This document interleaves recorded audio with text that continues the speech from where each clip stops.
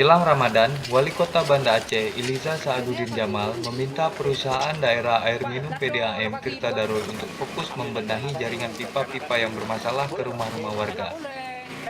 Iliza melihat secara dekat aktivitas tim reaksi cepat PDAM Tirta Darul memperbaiki jaringan pipa yang dikeluhkan warga.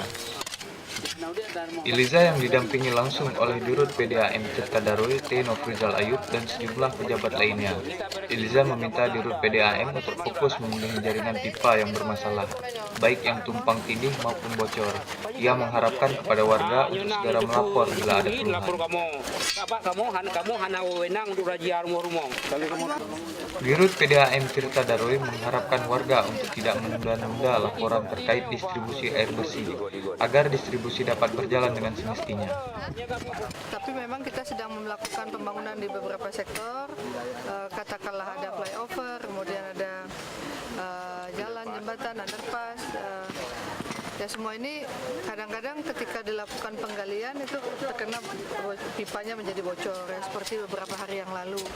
Nah, ini kita juga mohon kesabaran dari masyarakat. Tetapi setiap ada kendala mohon kami dilaporkan. Jadi sehingga kita bisa tahu apa yang menjadi persoalan. Yang menjadi persoalan yang paling besar adalah kehilangan air.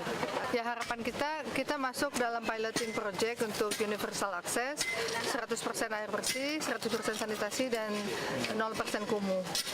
Nah, kita produksi hampir 2 juta kubik satu bulan. Yang kita jual rata-rata 1,2 juta kubik. Nanti ada kelebihan sekitar 700 sampai 800 ribu kubik. Tapi yang hilang, bagian besar hilang. Itu yang membuat distribusi belum merata karena sebagian besar air kita mungkin 30 sampai 40% itu hilang.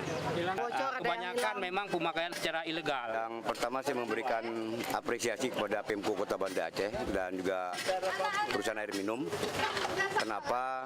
Karena kita melihat menjelang Ramadan ini pihak Pemko sudah turun ke lapangan. Turun ke lapangan menanyakan kepada masyarakat bagaimana keluhan air. Dan alhamdulillah akhir-akhir ini memang air PDAM sangat lancar di Lampulo.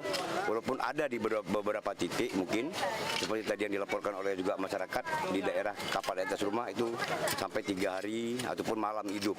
Nah, saya rasa kalau memang demikian permasalahannya itu sudah sangat terbantu. Kenapa? Mengingat yang lalu-lalu kita berbulan-bulan air tidak ada.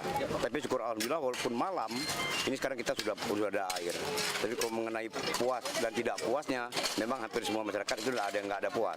Tapi syukur alhamdulillah akhir-akhir ini sangat lancar.